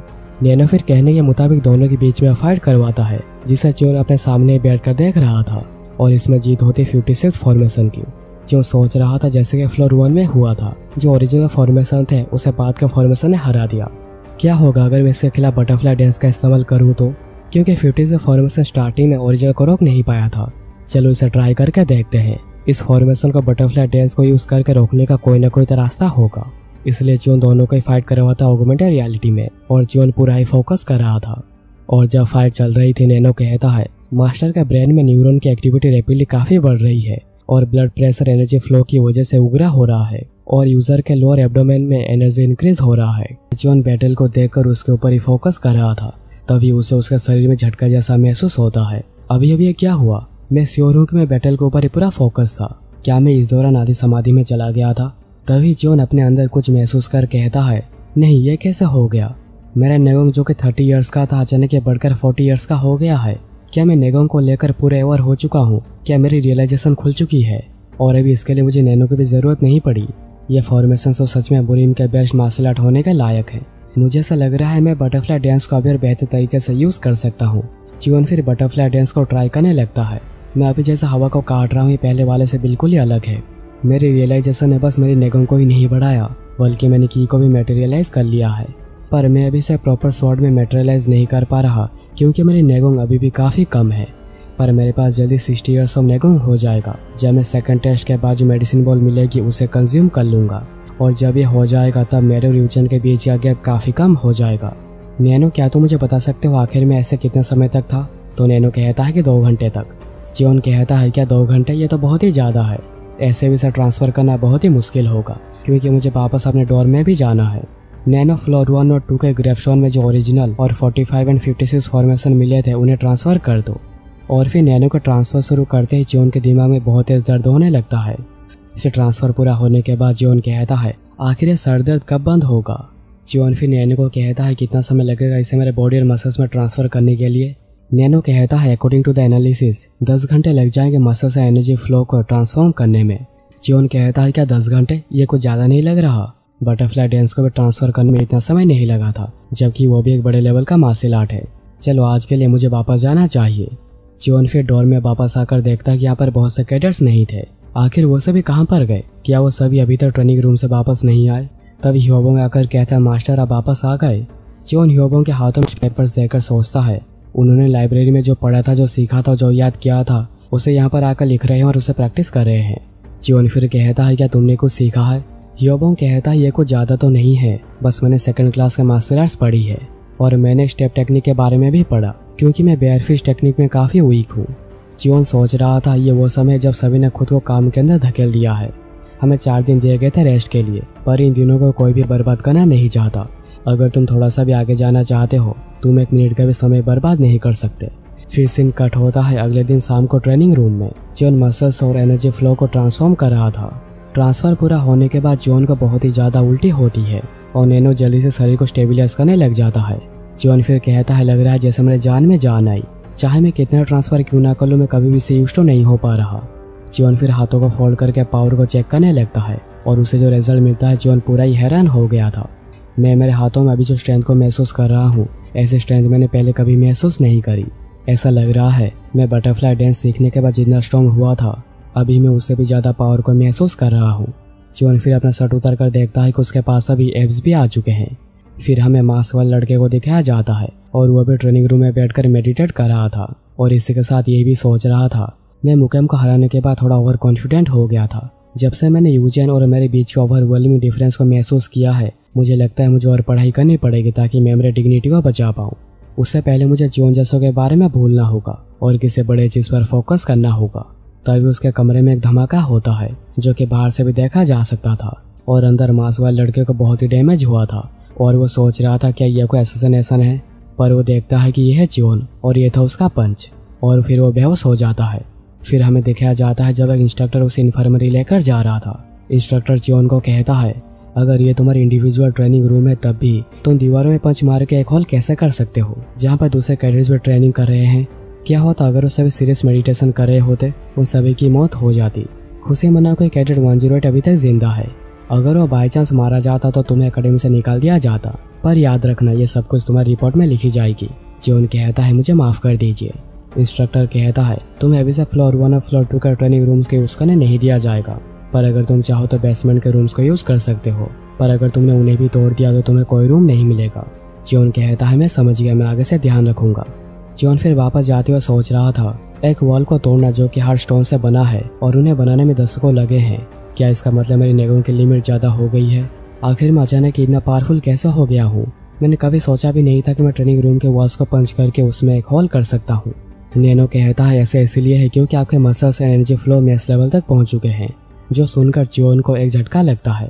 नैनो कहता है, आपके शरीर के मसल्स और एनर्जी फ्लो हाईएस्ट लेवल तक पहुंच चुके हैं और अभी पावर उस लेवल का जिसकी मदद से आप ग्रे स्टोन में भी ट्रेसेस डाल सकते हैं, और ये आपके फिजिकल स्ट्रेंथ का हाईएस्ट लेवल है। अब मैं जब सोच रहा हूँ ग्रेव स्टोन में जो भी ट्रेसेस बाद में आई थी, क्या उनका फोकस था ग्रेव स्टोन में ट्रेसेस को छोड़ना या फिर फॉर्मेशन में परफेक्टली यूज करना? क्या ये डैगर टेक्निक और बटरफ्लाई डांस जैसा नहीं है? और क्या मेरे अंदर जितनी पावर है यही मेरी लिमिट है? नैनो कहता है, ये रिजल्ट आपके शरीर को थोड़ा सा ट्विक करने का, ताकि फिजिकल ग्रोथ को इफेक्ट ना करे। जियोन कहता है, तो क्या इसका मतलब मैं ऐसे ग्रो होता रहता हूँ तो मैं और भी स्ट्रॉन्ग हो सकता हूँ? नैनो कहता है, ऐसा करने से आपके मसल्स और एनर्जी फ्लो की लिमिट बढ़ जाएगी अगर आपके फिजिक कम्प्लीटली ग्रो हो जाए तो। जियोन कहता है, अगर तुम जैसा कह रहे हो ये सब वैसा ही है तो मुझे मेरे जी जान लगा कर ट्राई करना चाहिए। नैनो कहता है, टाइम इसका जवाब दे सकता है। इवन मैं भी ज्यादा कुछ नहीं कर सकता आपको ज्यादा ग्रो करवाने के लिए, पर मैं आपके ग्रोथ प्लेट्स को स्टिमुलेट कर सकता हूँ। जियोन कहता है, ऑल्दो मैं समझ गया तुम क्या कहना चाह रहे हो, पर मेरे पास अभी जो भी है मेरे लिए काफी अनफ है। फिर हमें दिखाया जाता है इंडिविजुअल ट्रेनिंग फैसिलिटी के बेसमेंट में। जो सोच रहा था, ऑल्दो मेरे पास दर्शकों के मूवमेंट प्रैक्टिस डाटा है, पर मैं फिर भी काफी नर्वस हूँ क्योंकि ये पहली बार है जब मैं कैप्सूल ट्रेनिंग को यूज करूंगा जो कि हेवनली डीमन एंसेस्टर की टेक्निक हो सकती है। जियोन फिर खुद को शांत करता है और एब्सोल्यूट स्वॉर्ड टेक्निक के फर्स्ट मूवमेंट को यूज करता है। यूज करने के बाद जियोन सोचता है, रुको जरा, मुझे लगता है मुझे फिर से ट्राई करना चाहिए। दूसरी बार ट्राई करने के बाद जियोन कहता है, नहीं ये नहीं हो सकता, आखिर ये मूवमेंट मुझे इतना अनकंफर्टेबल फील क्यों हो रहा है। जियोन फिर उसके बाद डिस्ट्रक्टिव स्वॉर्ड टेक्निक 45 फॉर्मेशन को भी प्रैक्टिस करता है। जियोन सोच रहा था, ठीक है, डिस्ट्रक्टिव स्वॉर्ड टेक्निक दोनों बार ही परफेक्ट रहा, तो फिर क्यों मुझे absolute sword technique uncomfortable feel करवा रही है। ऑगमेंटेड वीडियो में जो मूवमेंट्स है और मैंने जो किया था उसमें जमीन आसमान का फर्क था। नैनो, क्या तुम ग्रे स्टोन में मिला ओरिजिनल मूवमेंट और मैंने जो परफॉर्म करी उन दोनों को कंपेयर कर सकते हो? इसलिए नैनो ऑगमेंटेड रियलिटी एक्टिवेट करता है। जियोन फिर ओरिजिनल और अपने मूवमेंट को एक साथ देखकर सोचता है, मैंने जो भी मूवमेंट्स अभी परफॉर्म करी ये दोनों मूव्स कनेक्टेड थे, पर ये फिर भी बहुत ही अननेचुरल है और मैंने इसे पूरा कंप्लीट करने में थोड़ा ज्यादा टाइम भी लगा दिया। अगर मेरे में से एनर्जी फ्लो नहीं है तभी ये मेरे मूवमेंट्स को इफेक्ट करना नहीं चाहिए। इवन बटरफ्लाई डांस के लास्ट फॉर्मेशन को यूज करने के लिए एनर्जी फ्लो को बॉडी में सही से सर्कुलेट करना पड़ता है। इसका मतलब मैं क्रूज को मिक्स कर रहा हूँ और मुझे काफी डिप्रेसिव फील हो रहा है। आखिर किस तरीके का मजाक है, बस वर्ड मूवमेंट के बारे में ही लिखना और ना बताना आखिर इसके लिए एनर्जी फ्लो को कैसे यूज करते हैं। जियोन फिर थोड़ी देर तक सोचने के बाद नैनो को कहता है, क्या तुम एक ऑगमेंटेड वीडियो प्ले कर सकते हो जिसमें फ्लोर 1 में जो ग्रेव स्टोन है उसका फ्रंट साइड दिखे? नैनो इसलिए सेव डेटा से ढूंढने लगता है और नैनो डेटा मिलते ही वीडियो प्ले करके दिखाता है और ग्रेव स्टोन के फ्रंट में लिखा था, तेज हवा चलती है, बादल आसमान में ऊपर उड़ते हैं। मेरा नाम पूरे कॉन्टिनेंट में फैलाने के बाद मैं वापस घर आ गया। आखिर मैं क्यों नहीं मेरे देश के 4 कॉर्नर्स को बचाऊंगा उन ब्रेव वॉरियर्स का इस्तेमाल करके जिन्हें मैंने गैदर किया है। जो सोच रहा था, क्या यहाँ पर कोई हिंट वगैरह है? नैनो कहता है, यह पोएम हेन डायनेस्टी का फाउंडिंग पोएम है और यह पोएम लियू भांग ने लिखा है जब वो जियांग के ऊपर विजय हासिल करने के बाद वापस आए थे। जियोन कहता है, अच्छा तो ये बात है, तो ये कोई ऐसा पोएम नहीं है जिसे हेवनली डीमन एंसेस्टर ने लिखा हो। रुको, क्या इसमें कोई वर्ड से जिन्हें की रिप्लेस किया गया है? नैनो कहता है कि नहीं। जियोन कहता है, अच्छा तो ऐसा है, पूरे सरफेस को अच्छे से स्कैन करो, देखो अगर कोई छोटा सा भी क्लू मिलता है तो। इसलिए नैनो पूरे सरफेस को स्कैन करने के बाद कहता है, मुझे हर कैरेक्टर के नीचे होल्स दिखे हैं। जियोन कहता है, इन्हें देखकर तो लग रहा है हर कैरेक्टर के नीचे के डॉट्स अलग अलग हैं। आखिर इस सब का मतलब क्या है? छोटे छोटे होल्स, क्या ऐसा हो सकता है कि ये सब ब्लड पॉइंट्स को रेफर कर रहे हो? नहीं लगता नहीं कि ऐसा कुछ भी है। अगर मैं सोचूं तो शायद मैं नैनो की मदद से पहले जो बुक्स को स्कैन किया था वो ब्लड प्रेशर पॉइंट के बारे में ही था। उस किताब में एक नंबर और एक फुटनोट था। 4th ब्लड प्रेशर पॉइंट शायद सोलर प्लेक्सस का पॉइंट है, पर यह काफी अजीब है। एनर्जी फ्लो पेट में से शुरू होना चाहिए, पर वो तो 7 डॉट्स के होने चाहिए। अगर पोएम में जो पहला शब्द है तेज, उसमें अगर 3 स्ट्रोक्स है और नीचे 4 डॉट्स है तो ये मिलकर हो जाते हैं 7, यानी एनर्जी फ्लो ठीक जगह से ही शुरू हो रही है। ऐसा करके जो सारे कैरेक्टर्स को समझ जाता है और कहता है फाइनली मैंने हिडन एनर्जी फ्लो को समझ लिया है। जियोन फिर खाना खाने के बाद सोच रहा था मुझे जल्दी से इंडिविजुअल ट्रेनिंग फैसिलिटी में जाकर एब्सोल्यूट टेक्निक को प्रॉपर एनर्जी फ्लो के साथ यूज करना चाहिए। तभी जो से बात करने कैडेट 200 यूम्पा आता है। अगर तुम्हें ठीक लगे तो क्या हम दोनों डुअल मैच कर सकते हैं? जियोन कहता है डुअल मैच और मेरे साथ, पर मैं क्यों करूं? मेरे पास कोई रीजन नहीं है एक अनजाने के साथ डुअल करने का, जबकि ये ना ही कोई टेस्ट है और ना ही मेरे पास समय बर्बाद करने के लिए। यूम्पा कहता है हाँ मैं समझ सकता हूँ, तुम सही कह रहे हो। मुझे लगता है कि मैं सिर्फ मेरे बारे में ही सोच रहा था, पर अगर यंग मास्टर चियोन मुझे हरा देते हैं तो मैं उन्हें तोहफा दूंगा और 3rd टेस्ट के बारे में कुछ जानकारी भी दूंगा। दोनों फिर जंगल में जाते हैं फाइट के लिए और चियोन कहता है मैं कुछ नहीं समझा, आखिर तो मेरे साथ डुअल करना क्यों चाहते हो और फिर टेस्ट के बारे में भी जानकारी देना चाहते हो? यूम्पा कहता है अगर मुझे खुद को एक्सप्लेन करना हो तो मैं क्वालिफिकेशंस की मदद लूंगा। ये तुम्हारे टेक्निक जैसा तो अच्छा नहीं है जिसकी मदद से तुमने वॉन्ड्यू का हाथ काटा था, पर मैं तुम्हें वो टेक्निक दिखाना चाहता हूँ जिसके ऊपर मून एनर्जी ब्लेड क्लन गर्व करता है। जियोन कहता है कि ठीक है हमला करो, और यूम्पा जितने भी हमला करने की कोशिश करता है उन सभी को जियोन बड़ी आसानी से डॉज कर देता है और कहता है ये तो काफी स्लो था। जियोन फिर अपने मूव का इस्तेमाल करता है यूम्पा के ऊपर, जिससे कि यूम्पा की हालत पूरी खराब हो जाती है। जो देखकर जियोन पूरे टेंशन में आ जाता है और कहता है लगता है मैंने उसे कुछ ज्यादा जोर से ही मार दिया, पर वो शायद मरा नहीं है ना। वहीं पर यूम्पा सोच रहा था मुझे पता था मैं इजीली हार जाऊंगा, पर वॉन्ड्यू के साथ मैच देखने के बाद मुझे लगा था हम दोनों एक दूसरे के टेक्निक्स के बारे में कुछ जान सकते हैं। क्या वो अपने स्किल्स अभी तक छुपाता आ रहा है? यूम्पा फिर कहता है लॉर्ड के ब्लड लाइन से कुछ ऐसा एक्सपेक्ट किया जा सकता है, और मैंने जैसा वादा किया था मैं तुम्हें अगले टेस्ट की जानकारी दे देता हूँ। जियोन कहता है रुको, उससे पहले मुझे ये बताओ आखिर तुमने मेरे साथ ये डुअल की रिक्वेस्ट क्यों करी? यहाँ पर जीतने से या फिर हारने से कुछ भी हासिल नहीं होता। यूम्पा कहता है लगा ही था तुम मेरे ऊपर भरोसा नहीं करोगे। मैंने जैसा तुम्हें पहले कहा था मैं क्वालिफिकेशंस को चेक कर रहा था। जियोन कहता है तुम मेरे क्वालिफिकेशंस की बात कर रहे हो? यूम्पा कहता है तुमने सही कहा, पर मैं मेरे क्वालिफिकेशंस की भी बात कर रहा हूँ क्योंकि ये सब 3rd टेस्ट के लिए है। जियोन पूछता है आखिर हमारे मैच से 3rd टेस्ट का क्या लेना देना? यूम्पा कहता है एक हाई चांस है कि 3rd टेस्ट भी ग्रुप टेस्ट हो जाए। जियोन कहता है क्या? पर एकेडमी के हेड ने तो खुद ही कहा था कि अभी और कोई भी ग्रुप टेस्ट नहीं होगा। यूम्पा कहता है ऐसा इसलिए कहा क्योंकि ये 2nd टेस्ट जैसा नहीं होगा। ये टेस्ट एक इंडिविजुअल के स्ट्रेंथ में ग्रेट वैल्यू ऐड करेगी। 3rd टेस्ट का ऑब्जेक्टिव हाई रैंक वॉरियर्स को सिलेक्ट करना। ओनली एडवांस मार्शल आर्टिस्ट के पास ही एडवांस मार्शल आर्ट की कला है एंड एटलीस्ट 30 ईयर्स ऑफ नेगोंग है, और बस वही हाई रैंक वॉरियर बन सकता है। जियोन कहता है जिन कैडेट्स ने 2nd टेस्ट को पास करी है उनमें से बस 20% के पास एडवांस मार्शल आर्ट्स है, तो अगर उन्हें अपने गैप को खत्म करना होगा तो उन्हें ब्लैक ड्रैगन बॉल कंज्यूम करनी पड़ेगी। यूम्पा कहता है तुमने सही कहा, जब मेडिसिन बॉल्स को डिस्ट्रीब्यूट करा जाएगा तभी अचानक ये बहुत सारे कैडेट्स के पास 30 ईयर्स ऑफ नेगोंग आ जाएगी, पर अभी भी एक बड़ा प्रॉब्लम है। जियोन कहता है तुम एडवांस मार्शल आर्ट की बात कर रहे हो है ना? यूम्पा कहता है तुमने सही कहा, जबकि लाइब्रेरी के 2nd फ्लोर में बस इंटरमीडिएट मार्शल आर्ट्स ही है तो बहुत सारे कैडेट्स वहीं पर ही फेल हो जाएंगे। अगर यह टेस्ट एडवांस मार्शल आर्ट्स को टेस्ट करने के लिए नहीं बना है तो सिर्फ इसका एक ही जवाब हो सकता है। इस टेस्ट में हमें एक सीक्रेट बुक दिया जा सकता है जिसमें एडवांस मार्शल आर्ट होगा। जियोन कहता है सिर्फ यही नहीं, इसमें कुछ और भी है। यूम्पा कहता है ऑफ कोर्स, अगर ये बस इतना ही होता तो टेस्ट पास करना बहुत ही आसान होता। अगर 3rd टेस्ट बस मार्शल आर्ट्स को सीखने को लेकर है तो 80% कैडेट्स पास हो जाएंगे। अगर मेरे फादर ने जो कहा था वो सच है, सीक्रेट बुक में 7 डीमन स्वॉर्ड टेक्निक होगी जो कि स्वॉर्ड डीमन का स्वॉर्ड फॉर्मेशन का पार्ट है और ये कल्ट के हाई रैंक वॉरियर्स यूज कर पाते हैं। जियोन कहता है स्वॉर्ड डीमन का स्वॉर्ड फॉर्मेशन ये क्या है? और जियोन सोचने लगता है कि इसके बारे में शायद मैंने पहले कहीं सुना था और हमें पास्ट में दिखाया जाता है जब जेंग जियोन को इसके बारे में कह रहा था। ऐसा बहुत सारे स्वॉर्ड फॉर्मेशंस हैं जो कि greatest swordsman the sword demon ने क्रिएट किए हैं। यह मार्शल आर्ट्स ओरिजिनली क्रिएट किया गया था सोरिम के 18 डिसिपल फॉर्मेशन और 108 डिसिपल फॉर्मेशन से लड़ने के लिए। सोरिम जस्टिस मार्शल क्लान का एक फेमस फोर्स है। जेंग आगे कहता है पर उनमें से 7 डीमन स्वॉर्ड टेक्निक सबसे स्पेशल है जो कि एक एडवांस मार्शल आर्ट टेक्निक है।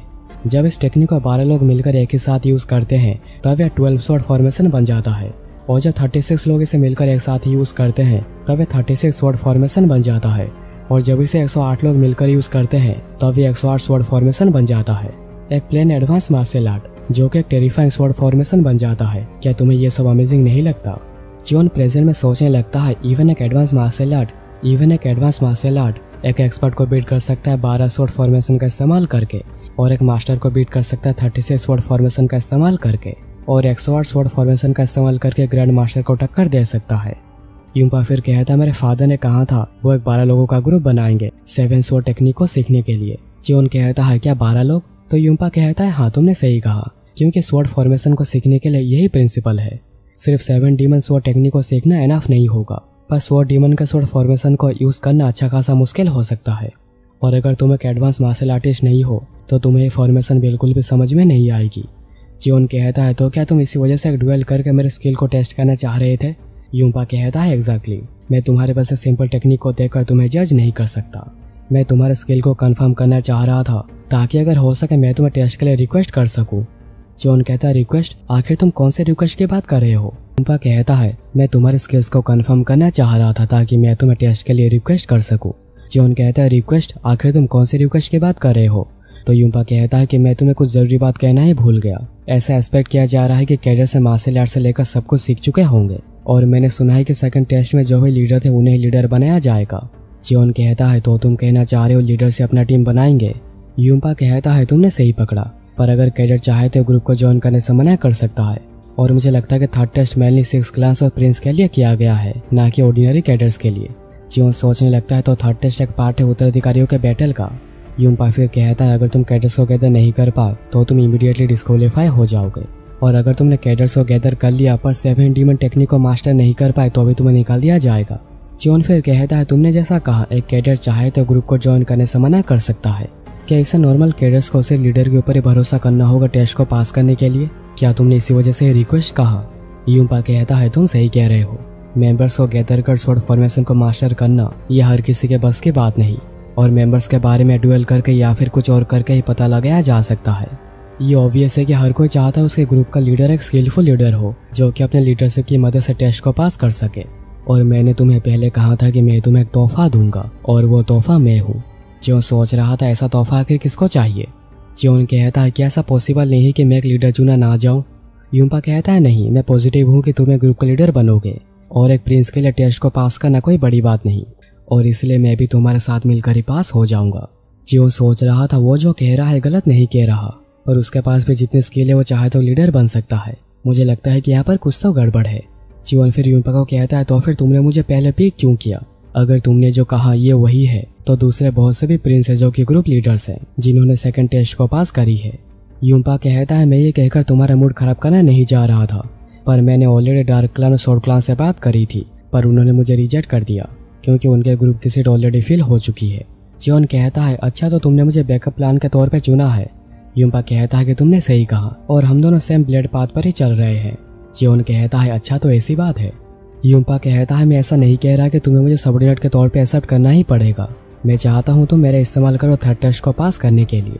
क्या तुम मुझे प्लीज एक्सेप्ट करोगे? और जियोन एक स्माइल करता है जो देखकर यूम्पा को लगता है कि जियोन ने उसे एक्सेप्ट कर लिया है, और वो जियोन को थैंक्स कहता है। पर जियोन कहता है कि मैं तुम्हें नहीं ले रहा। यूम्पा कहता है क्या कहा? जियोन कहता है कि मैंने कहा मैं तुम्हें नहीं ले रहा। जियोन फिर वहाँ से चला आता है और आते हुए नैनो को कहता है यूम्पा के फेस को एनालाइज करो। और जियोन सोच रहा था मैं परफेक्टली झूठ को पकड़ नहीं सकता, पर मुझे तभी नैनो की हेल्प लेनी चाहिए जब मुझे लगे कि यहाँ पर कुछ तो अजीब है। नैनो फिर एनालाइज करके कहता है उसने जब कहा था कि ब्लेड क्लान और शॉर्ट क्लान के प्रिंस ने उसे रिजेक्ट कर दिया है तब उसके फेशियल एक्सप्रेशन चेंज हुए थे, इसलिए 45% चांस है कि वो झूठ कह रहा था। फिर जब यूम्पा ने कहा कि मैं चाहता हूँ तुम मेरा इस्तेमाल करो टेस्ट को पास करने के लिए, तभी उसके फेशियल एक्सप्रेशन चेंज हुए थे, और इसमें 62% चांस है कि वो झूठ कह रहा था। जियोन कहता है मैं सिर्फ सेफ खेल रहा था क्योंकि इसमें एक चांस थे। यूचे ने भी कहा था कि हम दोनों सेम ब्लेड पर ही चल रहे हैं, और यही सेम बात यूम्पा ने भी कही। तुम बातों में डार्क और शॉर्ट क्लान के बारे में मेंशन करते हो, पर तुम बात करते हो ब्लेड क्लान के प्रिंस की तरह। चालाकी से तुमने ब्लेड क्लान की बात तो नहीं की, तो क्या तुम्हें लगा कि तुम मुझे बेवकूफ बना सकते हो? फिर हमें यूम्पा को दिखाया जाता है जो कि यूचेन के पास आकर कहता है उसने मुझे मना कर दिया थर्ड टेस्ट के लिए उसकी टीम को ज्वाइन करने को लेकर। यूचेन हंसने लगता है और कहता है सीरियसली वो काफी इंटरेस्टिंग फेलो है, उसे जो जानकारी चाहिए थी उसे जानकारी ले ली और फिर तुम्हें निकाल दिया। मुझे पहले से ही पता था वो किसी ऐसे जाल में नहीं फंसेगा।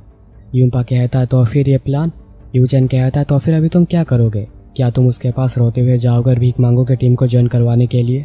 क्या तुम्हें लगता है वो इतना बेवकूफ़ है? नहीं, ऐसा नहीं है। पर उसके ग्रुप को ज्वाइन करना फिर टेस्ट का दिन ग्रुप को छोड़ देना ताकि उसका ग्रुप डिस्क्वालीफाई हो जाए। अगर तुमने सोचा था कि ऐसा कुछ काम करेगा तो तुम एक नंबर का बेवकूफ़ हो।